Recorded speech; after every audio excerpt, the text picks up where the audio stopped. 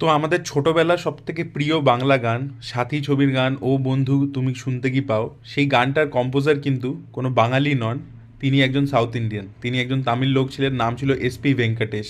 প্রচুর আমাদের ছোটবেলার সব হিট হিট বাংলা ছবির গান তিনি বানিয়েছেন এবং তিনি আমাদেরকে ছেড়ে চলে গেলেন। বাংলা মিডিয়া ব্যাপারটাকে কাভার অবধি করেনি। 3 ফেব্রুয়ারি এসপি ভেঙ্কটেশ একটা কার্ডিয়াক অ্যারেস্টে মারা গেছেন, আমাদেরকে ছেড়ে চলে গেছেন। এনার ব্যাপারে একটু বলে রাখি, ইনি তামিল হলেও এনার প্রাইমারিলি কেরিয়ার ছিল হচ্ছে মালায়ালাম ইন্ডাস্ট্রিতে। মালায়ালাম ইন্ডাস্ট্রিতে তিনি লেট 80s তার ডেবিউ হয় এবং সেখান থেকে তিনি একের পর এক হিট ছবির গান কম্পোজ করেছিলেন। মালায়ালাম ইন্ডাস্ট্রিতে তিনি প্রচুর কাজ করেছেন, প্রচুর হিট হিট গান দিয়েছেন।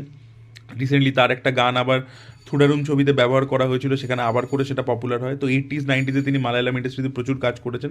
এছাড়া তিনি তামিল ইন্ডাস্ট্রিতেও অনেক হিট গান দিয়েছেন। প্রিয়াদর্শনের সাথে যেহেতু তার কোলাবোরেশন খুব ভালো ছিল, তাই জন্য তিনি হিন্দিতে প্রিয়াদর্শন যে ছবিগুলো করেছেন, কিউকির মতো ছবি, বিরাসতের মতো ছবি, সেগুলোতেও তিনি মিউজিকের কাজ করেছেন। এবং বাংলাতে তো সাথীর মতো ছবি, চ্যাম্পিয়নের মতো ছবি, আরও এরকম প্রচুর ছবিতে তিনি কিন্তু ব্যাকগ্রাউন্ড মিউজিকের কাজ বলুন, তারপরে গান তৈরির মানে মিউজিক কম্পোজিশনের কাজ বলুন, তিনি করেছেন। তো he was an outstanding, he was outstanding, he was genius. নানান রকম ইনস্ট্রুমেন্ট নিয়ে খেলা করা। তো আলটিমেটলি আমাদেরকে ছেড়ে উনি 3 ফেব্রুয়ারি চলে গেলেন। তবে ওনার গানগুলো চিরকাল আমাদের কাছে থেকে যাবে।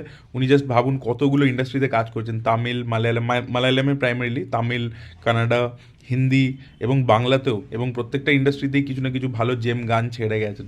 এটাই আর কি তার ক্রিয়েটিভিটি ছিল, এবং তার বিজিএমও আর কি খুব ভালো হতো। তো কারা কারা এই খবরটা জানতেন অবশ্যই কমেন্টে লিখে জানাবেন, এবং আপনাদের সবথেকে পছন্দের কোন এসপি ভেঙ্কটেশের গান সবথেকে পছন্দের কোনটা সেটাও কমেন্টে লিখে জানাবেন। Thank you.